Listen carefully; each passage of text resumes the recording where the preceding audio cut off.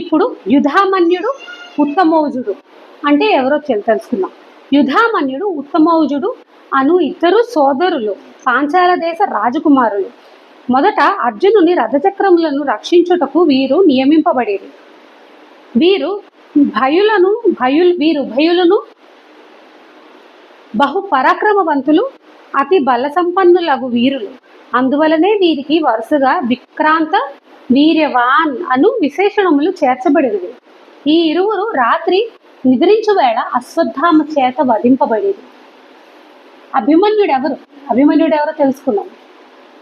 శ్రీకృష్ణ భగవానుని సోదరియగు సుభద్రను అర్జునుడు పరిణయమాడను. వారి కుమారుడే అభిమన్యుడు. మత్స్యదేశ రాజుకు విరాటుని పుత్రికయగు ఉత్తరతో ఇతనికి వివాహమయ్యను. ఇతడు తన తండ్రి యగు అర్జునుని యొద్దను ప్రద్యుమ్నుని వద్దను అస్త్ర విద్యలను అభ్యసించను. అతడు ఒక అసాధారణ వీరుడు.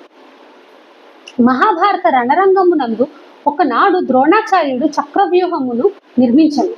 పాండవ పక్షమునకు చెందిన యుధిష్ఠిరుడు, భీముడు, నకులుడు, సహదేవుడు, విరాటుడు, ద్రుపదుడు, దృష్టద్యుమ్నుడు మొదలగు వీరులెవ్వరూ దాని యందు ప్రవేశింపలేకపోయేది. జయద్రథుడు అందరినీ పరాజితులను గావించెను.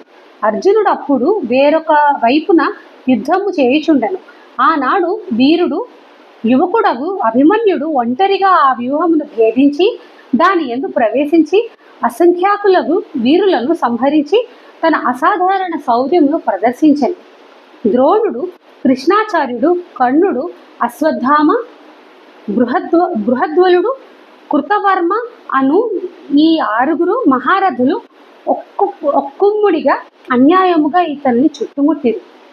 అట్టి పరిస్థితుల్లో కూడా అతడొక్కడే పెక్కుమంది వీరులను మట్టి గరిపించెను. చివరకు దుశ్శాసుని పుత్రుడు ఇతని శిరముపై గదతో గట్టిగా మోదుటచే ఇతను మరణించెను. ఇతని పుత్రుడే పరీక్ష్మిన్ మహారాజు.